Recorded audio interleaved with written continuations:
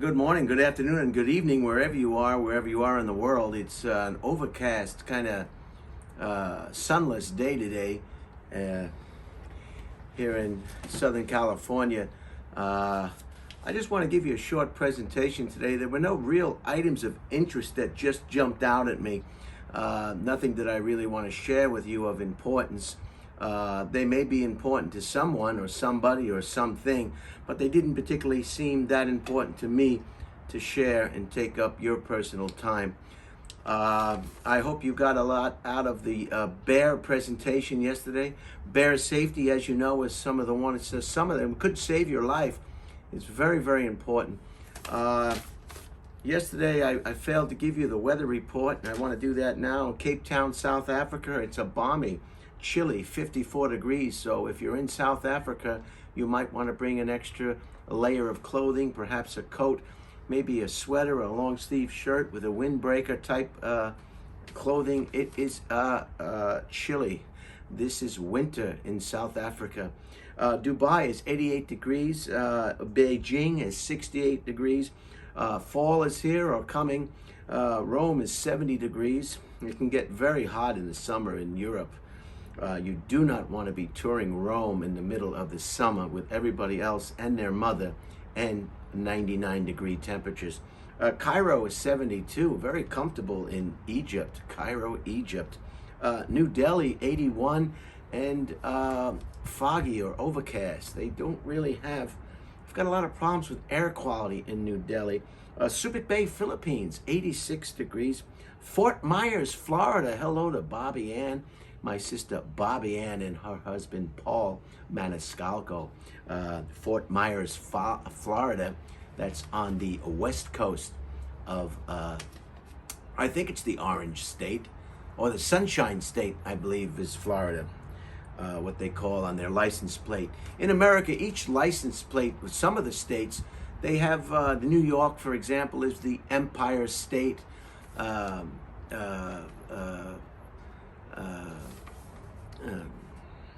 Fort Myers, 81 degrees.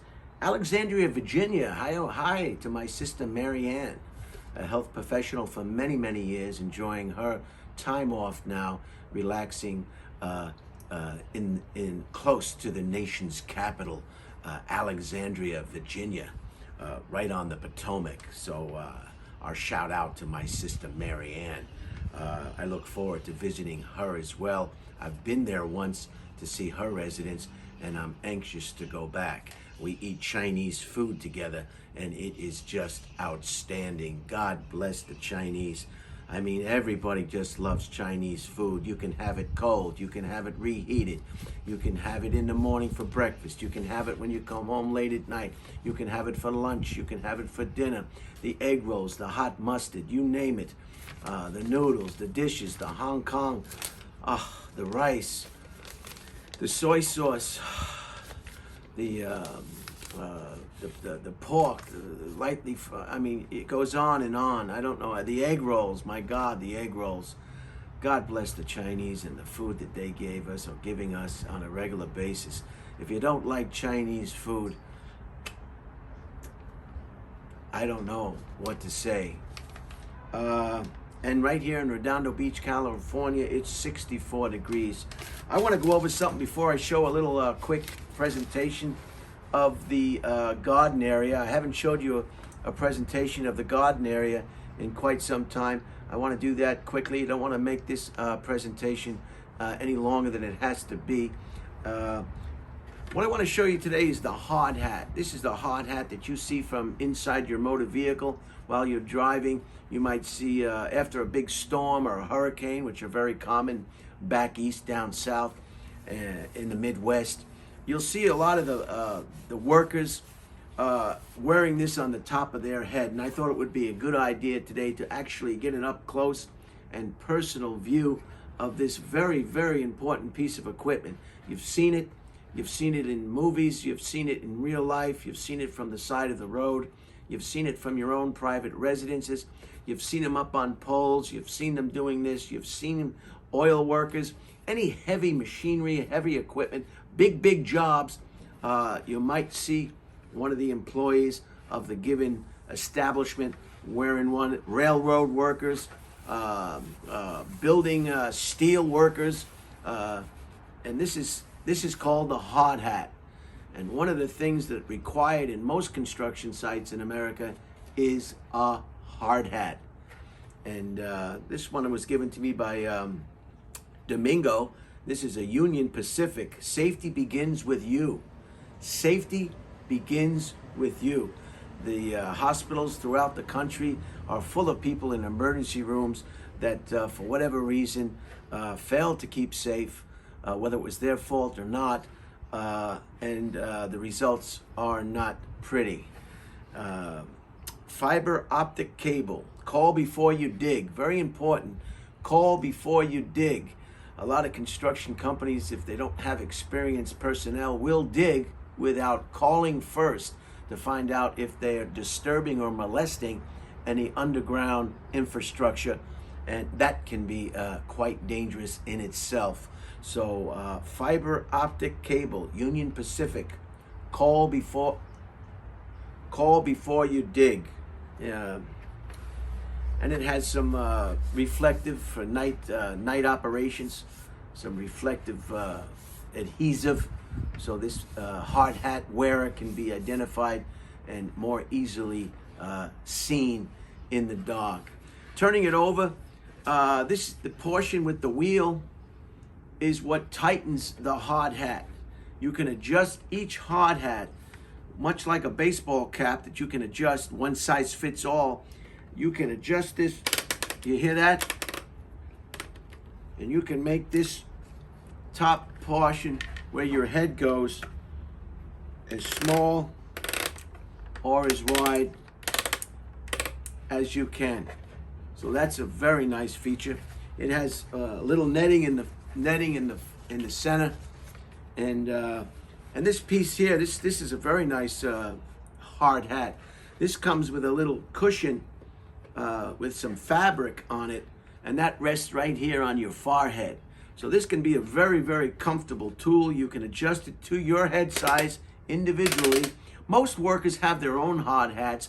They don't share hard hats, but sometimes there are visitors on a work site, and they'll have some hard hats that they can hand out to prospective visitors, and those visitors can adjust their hard hats to fit their individual head size. You don't want a hard hat that's it's falling off, blowing off, falling in front of your eyes. That can be a hazard in itself. An improperly fitted hard hat can cause someone to lose their step, fail to see an obstacle or a danger, fall off, and expose one's head to falling objects. That's what it's all about.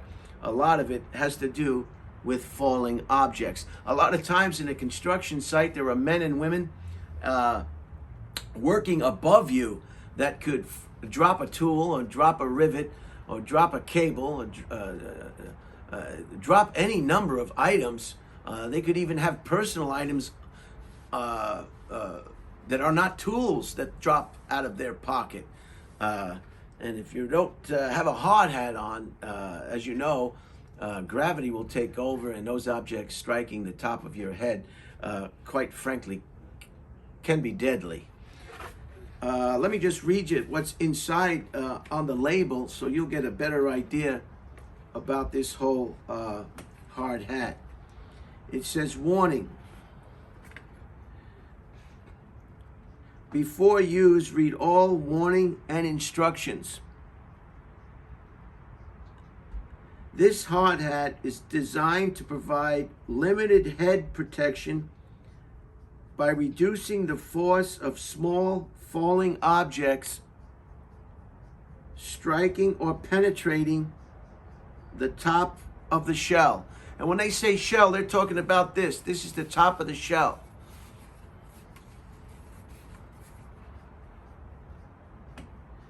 I'm losing sun here. It's getting dark. And the top of the shell. It was not designed to provide front, side,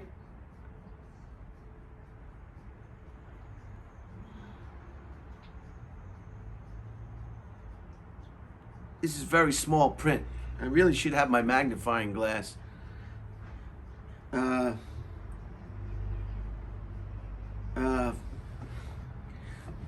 I'll be right back. I want to get a magnifying glass and perhaps a flashlight because I don't want to misread this.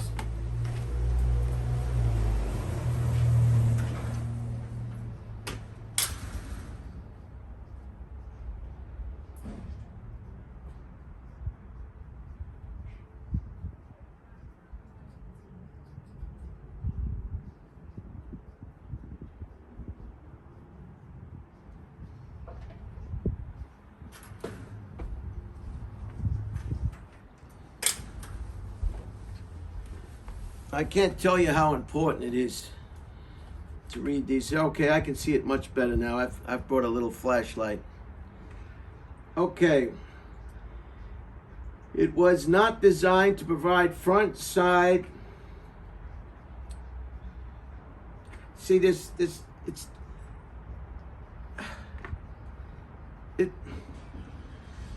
we'll get through it. It was not designed to provide side or rear impact or penetration protection. While it may protect against light bumps to these areas, avoid contact of this hat with electrical wires. Inspect regularly. Because protection can be reduced immediately, replace shell or suspension. I think suspension is they're talking about the suspension that holds it in place on your head. I think this little net, this Velcro type, not Velcro, but nylon netting inside, I think that's what they're talking about, suspension. Reading along, suspension at first sign of wear. So if your suspension starts to wear, they recommend that you replace the suspension on the hard hat. I would certainly do that. You don't want a hard hat with worn or susceptible or weak suspension. That's only going to make it more difficult for the hat to protect you, the hard hat to protect you when it's needed the most. Like anything else, it's designed for it's designed for a purpose, and that purpose can be reduced if the said item is not fully serviceable and good working order. You wouldn't wear a pair of butcher's gloves if one of the fingers was missing from that said glove. Replace shell or suspension at first sign of wear. Inspect damage or plastic when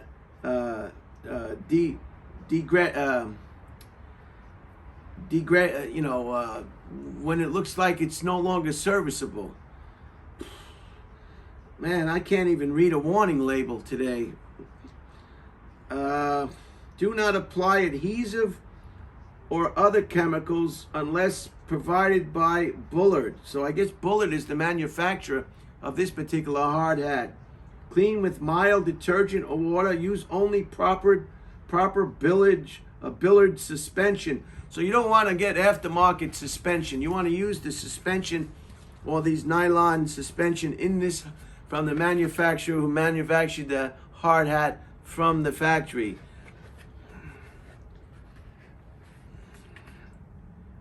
This is a ANSI Z89-1-1997 Type 1 Class E, G, and C. Meets federal specifications GGG-H142 and OSHA 1088. So this is OSHA approved. If you don't know what OSHA is, that's the department of the federal government that keeps a bird's eye view of the workplace, tries to reduce workplace accidents and fatalities, investigates workplace fatalities and accidents to try to eliminate them in the future, learn from them, and reduce the dangers We want to work safe. We want to get home in one piece. Read suspension instructions. Do not remove this label. Adjustable sizing, 6.5 size, I guess, head to 8. 3 rib design. So that's the label on the inside. I thought that would be quite interesting. As you go along the highway and byways of your community, you can see this hard hat in person on somebody's head, and you can exactly know what they're going through. You can even, you'll know what you're looking at, even though you don't see it. You only see this part. So that's the hard hat. I thought that would be a good, since there aren't any items of interest, I can't think of anything more important than a safety hard hat. So let's go, and I'll give you a quick view of the garden before it gets too dark, and we'll move right along. Okay, here are the seedlings from Brian Redband. This one is still going good. The blue jacaranda, but I haven't put that in a permanent fixture yet. And here is the royal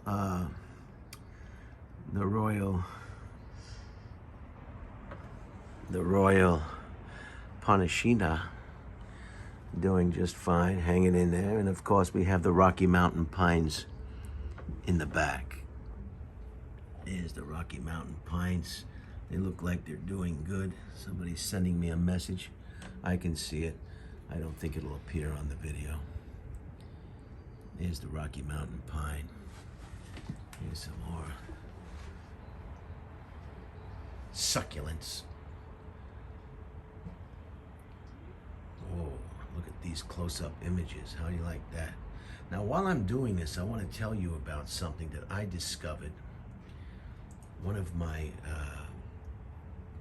Patreon subscribers. Thank you. This is from Layla. Layla gave me this for my birthday. Thank you, Layla. This is the famous money tree. And I want to tell you about a YouTube channel that I discovered a very short time ago. I do not know much about the gentleman who is the presenter. I'll tell you as much as I know. He's from Chicago. He's got a Chicago accent. And he goes all over the United States and the world. And he talks about botany, or flowers and trees and anything like that. And he does it with such an entertaining take. His opinions and everything else is just amazing. He's very, very funny. Very, very funny. Here's a cacti. Very, very funny. And the name of the website, YouTube channel is, I like this one. This was another succulent. Now, you've seen these before, so I'm not going to take time and waste your time talking about them. This is just a viewing party. This is not going to... Stepping down into the garden area now. And the name of the YouTube channel, you might want to get a pen and paper down or freeze the frame and get a pen and paper down.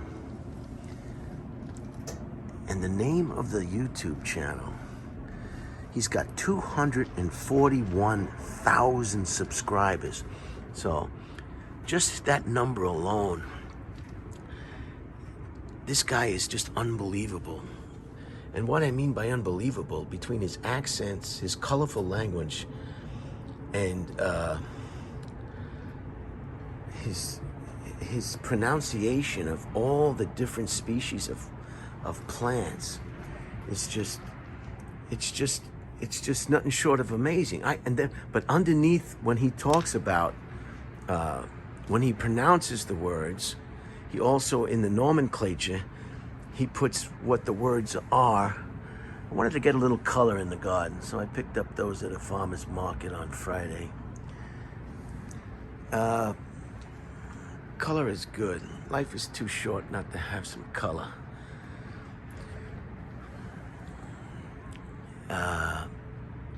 Another succulent. Now here's a ficus that I root pruned and put it back in the same pot. You can see how yellow it is.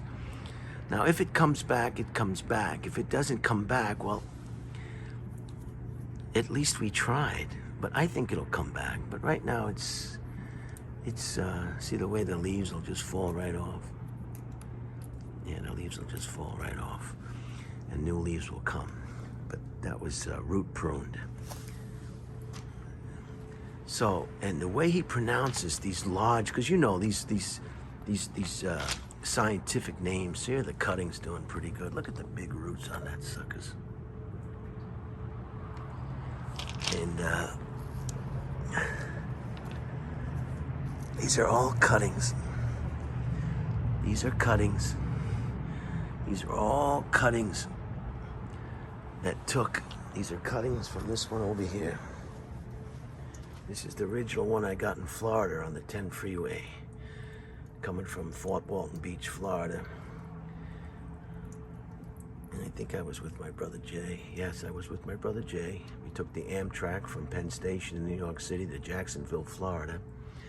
And then we rented a car in Jacksonville, and we traveled all over Florida, visiting people that we knew. Some friends, mostly friends. I don't think there were any relatives we saw.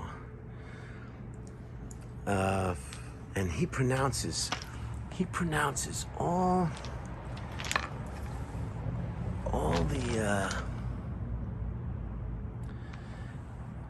the words just flawlessly. Here's a guy with colorful language from Chicago pronouncing all these. He knows about rock formations. He knows about, I don't know what, but he's like a regular person, you know? He's like some guy you would never think, but that kind of voice, knowing so much, so intellectually intelligent and precise with his descriptions of everything he's saying. But the videos are about an hour long. So make sure your laptop is properly charged. There's some bamboo doing pretty good in the back there. And yeah, it's getting healthy. Classified as a weed. One of the most beautiful, pleasant weeds to have around. Now, if you live in a home, you might want to watch out. They do spread. They could spread to your neighbor's residence, and you might find yourself in small claims court. So I suggest keep these in big containers if you want, because they might even spread in your own backyard to places you don't wish to have them. So this one is in a container. Here's the olive. The olive is doing well. This is a male olive. I'm still working on this, thinning it out as I can. The trunk is getting a little bit thicker as each season comes and goes. See how thick that has gone? Very nice. Nice quiet day today at the Cresta Mobile Home Park. No sirens. Everybody's taking a break. There's your gecko. See, it changes yellow. And that's the same species as this up here. And I finally cut this when I was in Austin. I went to that Zika botanical garden. Not to be confused with that Zika virus that makes little kids have small heads. And I'm trying to make this into a kind of a bonsai type thing. So this is something I just did today. Give this a little bit more better shape to it. And this is the pine. Look at the pine. I've decided to let this pine kind of just go and just trim it when it's in the way of the walkway. But look how it's thickening up real good. Look at the way it's thickening up real good. It's the root ball. It's getting real thick. So I hope that gets up there. once they get up in the air and out of the way, they become very nice. Here's one that needs to be trimmed. You've seen this one before. This is kind of like a cascading type juniper. And we'll just move right along. So the name of his YouTube channel is called Crime Pays, but Botany Doesn't. Now I'll say that again. Crime pays, but botany doesn't. Now, if you like horticulture and plants, and you like people from Chicago talking real colorful and pronouncing 26-letter words seamlessly, and he has 2 dogs that go with him wherever he goes. He was in South Africa at a botanical garden. He's up in the Northern California. He's down in the Badlands. He was in Oakland next to the railroad tracks. Anywhere anything grows. And his sense of humor is just out of this world. This one is about ready to be trimmed as well. See the way I wanna branch it out and show these branches. Otherwise, if you don't show branches, all you have is a bush. So you want to get away from a bush and show branches, just like over here. See, the amount of branches you can see is what makes the bonsai or the tree very attractive. And you just experiment with it and have fun. And here's one. This one is in the ground. It's still hanging in there. Anyway, I'll say it again because I don't want you to, and if you have any questions about this in the comments, I'll be sure to answer them the best I can. Please keep your comments unrespectful, and we'll just move right along.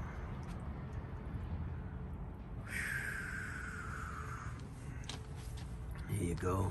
Ficus cutting from that one over there.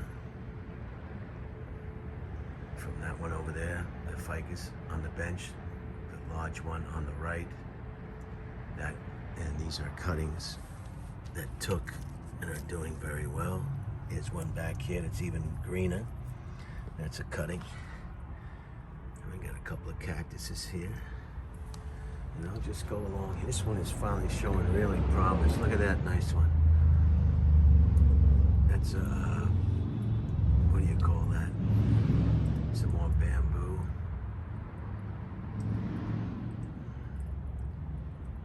I don't think of it, or I won't think of it. I'm not going to sweat it. When you do a presentation, you got to remember it. Once you remember, you remember. If you don't remember, you move on. What are you going to do? Sit there and hold up everybody? Move at a buffet, you know? Here's some more. I wanted to get some color in here. I got rid of all the moss. See, all the moss was growing up. You want to keep the moss off the trunks, and then get rid of it. Scratch some soil out of there. You don't always have to repot or root trim. I don't know what I'm gonna do with this one yet. I'm just gonna let it go. Here's another one. Did the same thing. Cleaned it up a little bit. Here's this magnificent cactus that I bought from a private residence in Manhattan Beach. I think it was like 45, 50 bucks. That would have been like $175 or $200 in a retail market or nursery. There's no doubt. When you see a bargain like that, you gotta scoop it up, because you know nurseries can be quite expensive. Here's one that I did some trimming on. Looks like I got some die off in the front.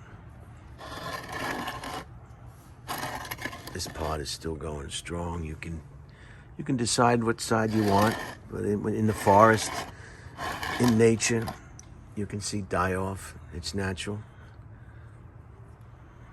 Here's one that I did a little work on. Remember, this used to be just like a bush up here, and now you can see some branch structure, which makes it much more attractive. This one is a nursery plant I got. It's still hanging in there. Got some flowers on it. So it's alive, and that's all you can ask for. I did some trimming on this.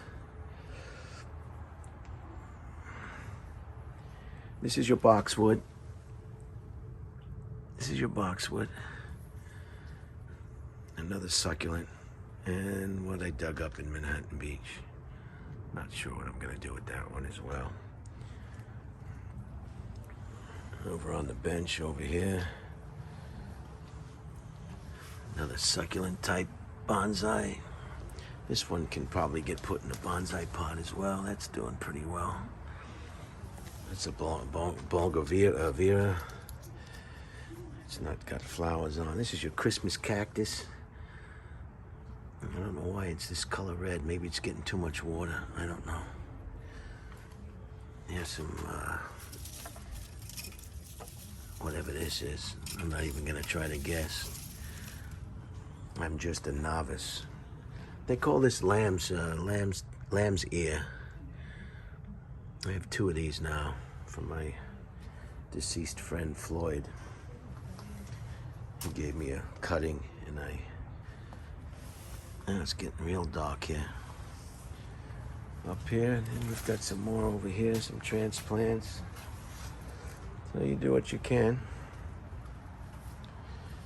And what do I got? 31 minutes. All right, it's a long one. Sorry, guys. Well, it takes some time to show off the garden area. And this one is magnificent. Look at that. I don't have any room for it. So I gave it to Debbie to display in front of her residence.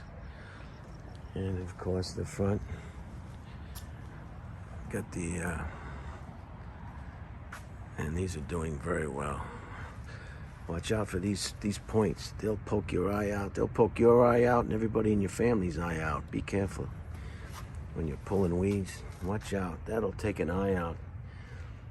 In the yucca family. And then this big bad boy. Look at that nice one. I think this is from Australia. Look at the root base on that one. Look at the root base. Huh?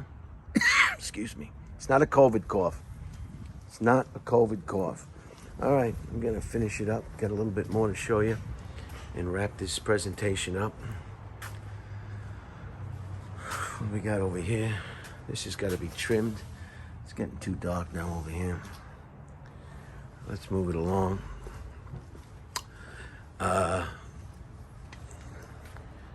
Look at the roots on this one. Look at this. Look at this nice root. Look at that. Isn't that neat?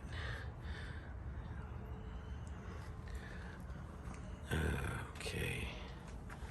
Look at this. Look at this. If you like this kind of stuff, this guy explains all about the reproductive logistics of each plant that he discovers or he talks about.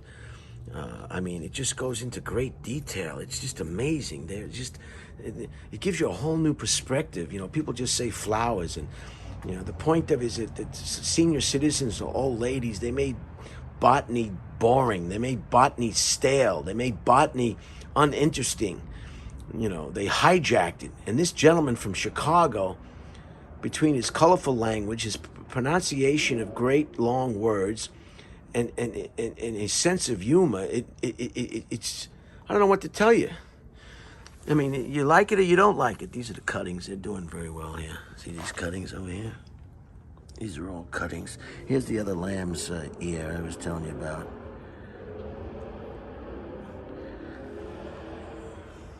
Big engine. Big engine. What's going on with the big engines? It's like a racetrack. Is it like that in your neighborhood? Here in America, everybody's souping up their muffler system. And you've got big engines. Everywhere you go, you'll and there's an olive that's getting, putting a little twist onto it. That'll be transplanted soon. This one also got root pruned. I hope this survives. This is a real nice one. I really like this one. I hope that gets, this was also root pruned. Look at now, it looks like it could come back or it could perish. But that's what's great about horticulture. You don't sweat it. This is Mary Ann, my sister Mary Ann from Alexandria, Virginia's Christmas tree from last year. Double trunk. Look at that. This is what was hidden underneath the Christmas tree.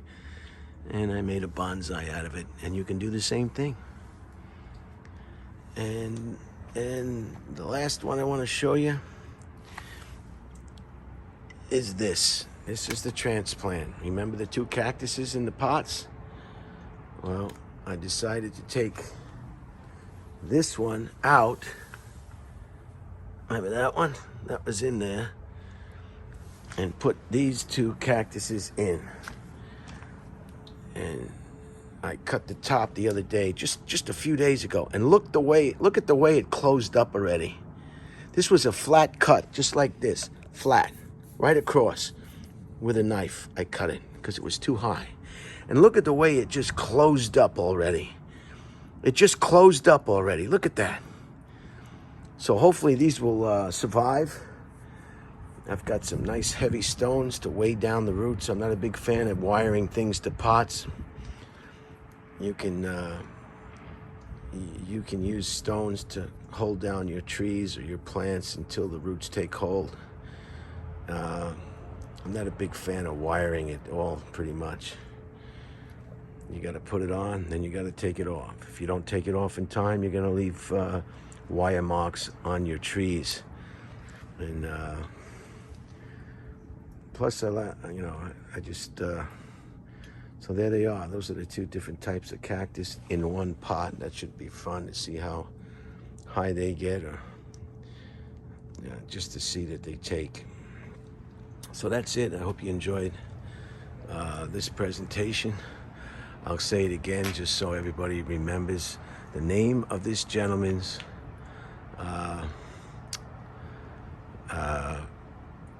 YouTube channel is Crime Pays, but Botany Doesn't.